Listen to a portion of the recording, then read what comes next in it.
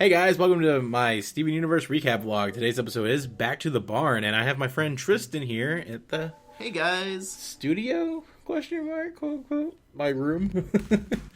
The episode, Back to the Barn, features Steven, Peridot, and Pearl. The others are kind of there, but, you know. But the recap is essentially Peridot explains what's going on with the cluster to the crystal gems, and they decide they need to build a drill, so they go to the barn where they have a bunch of equipment that we've seen from the space race, and they build giant robots and fight each other, because Pearl, turns out, is a very common gem in a subversion. Basically, they're servants. It's kind of a fan theory. It's been going on for a while. To be confirmed. Yep, they're maids. Yeah, basically. And so Pearl gets upset. She's really knowledgeable about this stuff. We've seen that in Space Race. She built a spaceship. Mm-hmm. And so her and Pearl and Peridot get into a fight. And we find out they have a stalemate. Only Peridot, kind of sucker punches and wins. And then is shocked to see that, they don't care that I won. They still like her. Also, Pearl in spaceship outfit.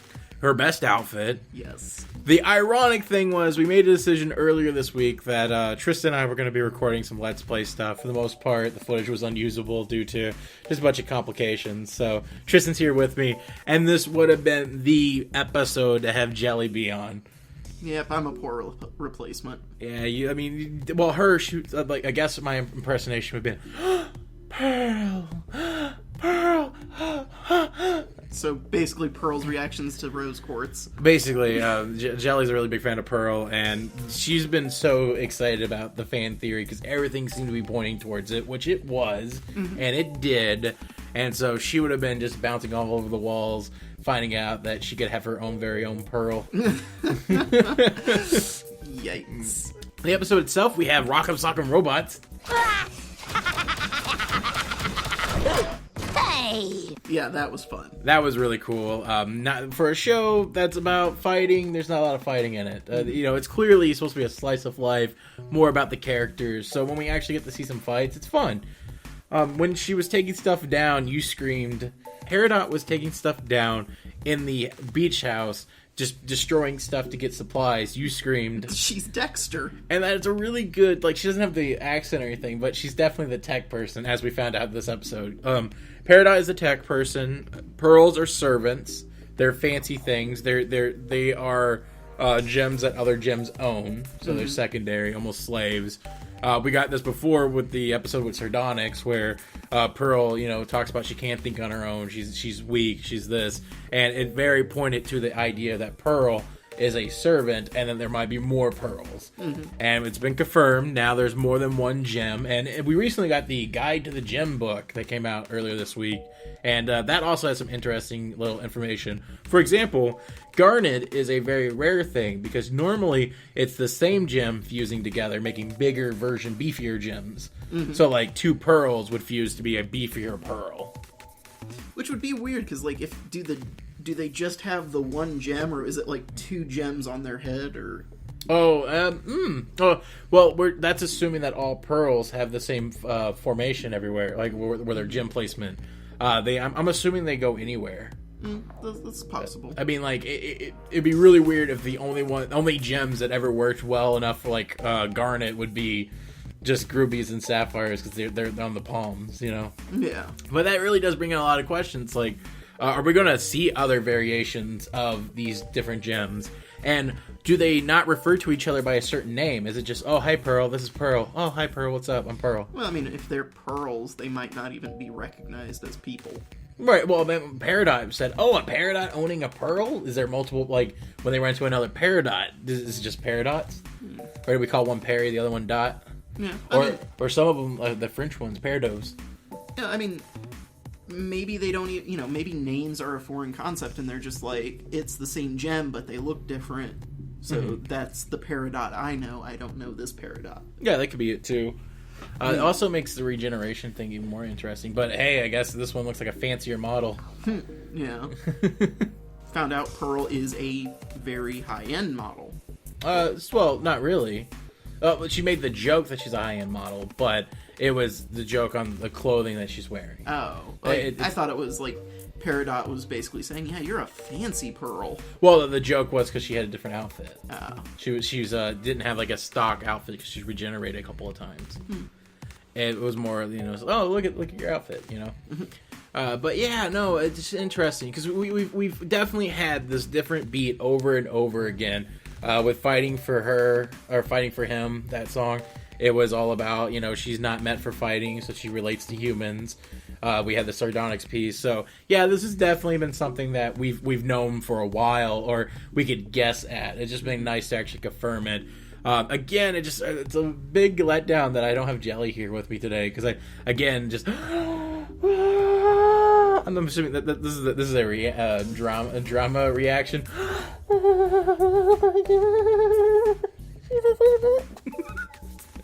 So many pearls dressed up as maids as fan art, I predict. Oh, that's happening. That's definitely happening. And then this also brings up the question: what if there was a black pearl? Because black pearls are an actual variation. Well, definitely. I mean, there's definitely different colors of each one. Because in the book itself, what was interesting is that pearls, you have Peridots or Peridots, lapis lazuli, but amethyst, rose quartz, jasper, and Steven were classified as quartz.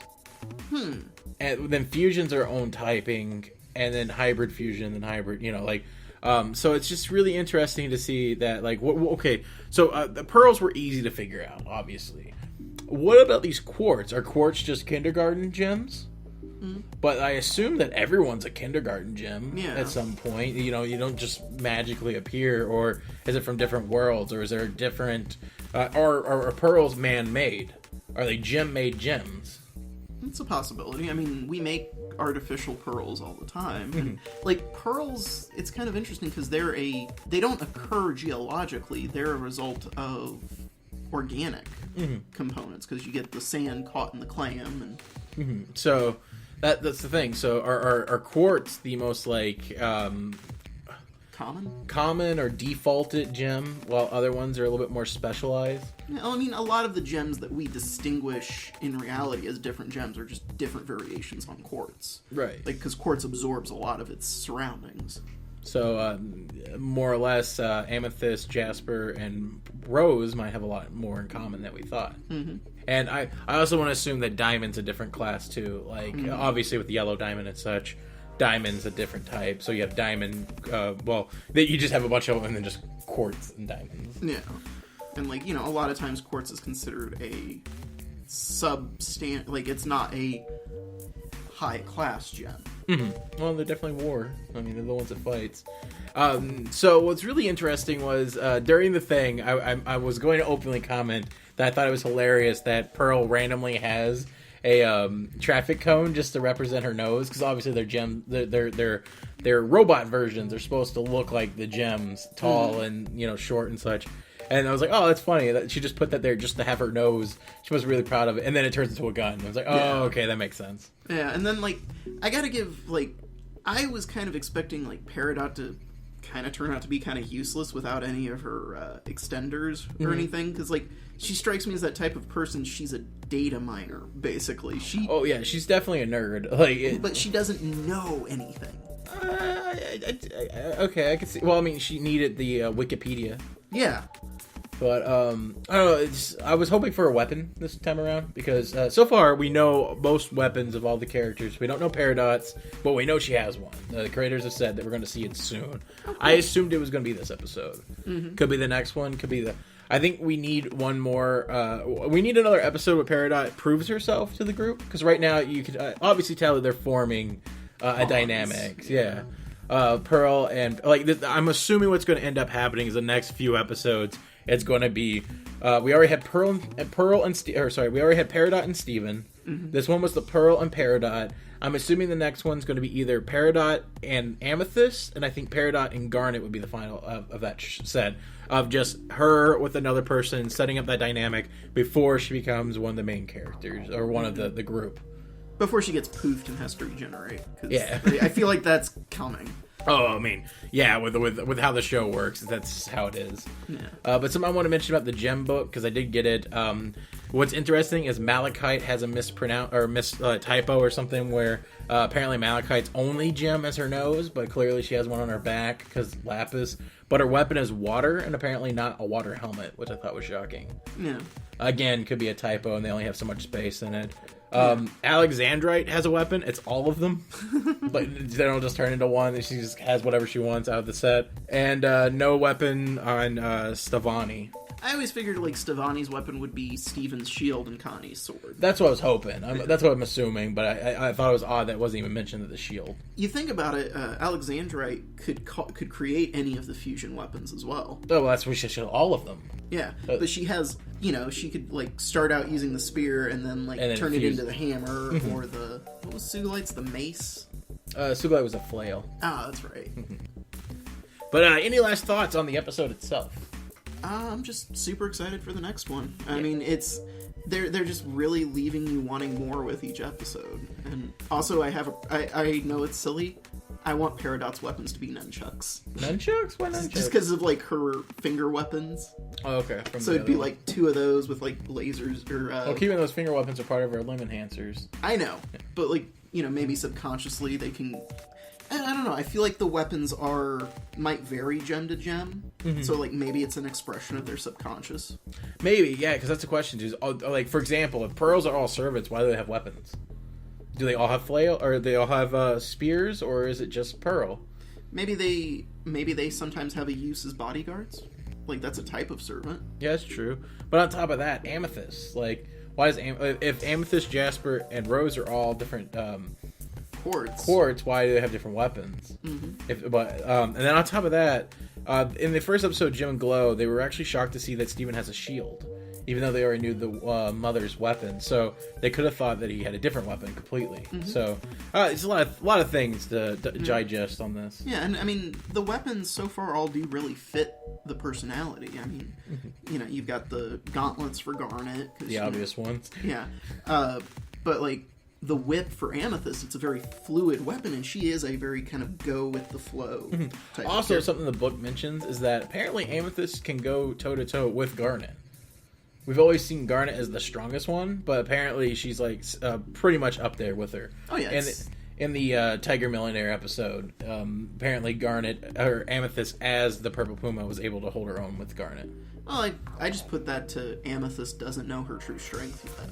Okay. Like, she's an overbaked young gem. Well, we only heard the overbaked thing from Jasper, so we don't know how far that goes. Keep in mind, she was insulting all of them. Yeah, but I mean, so far it's turned out to be true for each of them. I mean, Pearl is in a way defective, and Amethyst is probably short for an Amethyst. Maybe, we'll see. Well, no, because if you notice, whenever they regenerate, they have, like, puppeteer, like, models. So that's whatever their default is that. So I think all Amethysts are pretty short. We'll see. Yeah. But that's the episode, guys. Let me know what you thought down below, and we'll be reading the comments throughout the week and hopefully respond to a few. And we'll see you guys next week for another episode of Steven Universe. Yay! Yay! Yay!